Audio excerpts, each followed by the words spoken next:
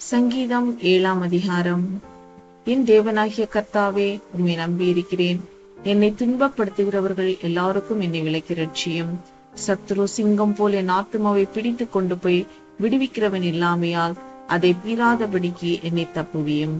என் தேவனாகிய கர்த்தாவே, நான் இதை செய்ததும் என் கைகளில் நியாயக்கேடு இருக்கிறதும் என்னோட சமாதானமாயிருந்தவனுக்கு நான் தீமை செய்ததும் காரணமில்லாமல் எனக்கு சத்ருவானவனை நான் கொள்ளையிட்டதும் உண்டானால், பகைஞன் என் ஆத்துமாவை தொடர்ந்து பிடித்து என் பிராணனை தரையிலே தள்ளி மிதித்து என் மகிமையை தூளிலே தாழ்த்த கடவன்.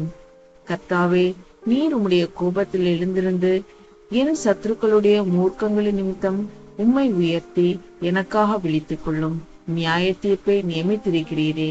ஜனக்கூட்டம் உம்மை சூழ்ந்து கொள்ளும். அவர்களுக்காக திரும்பவும் உன்னதத்திற்கு எழுந்தருளும். கர்த்தர் ஜனங்களுக்கு நியாயம் செய்வார். கர்த்தாவே, என் நீதியின்படியும் என்னிலுள்ள உண்மையின்படியும் எனக்கு நியாயம் செய்யும்.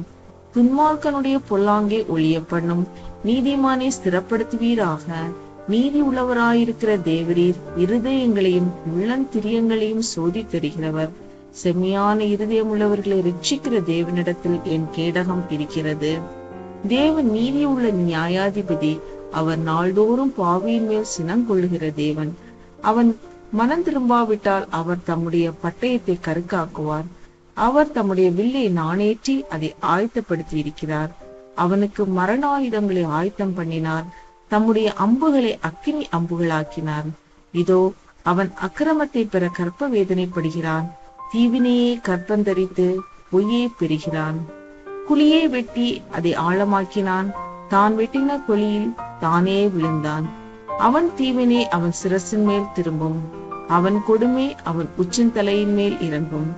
நான் கர்த்தரை அவருடைய நீதியின்படி துதித்து உன்னதமான கர்த்தருடைய நாமத்தை கீர்த்தனம் பண்ணுவேன். ஆமேன்.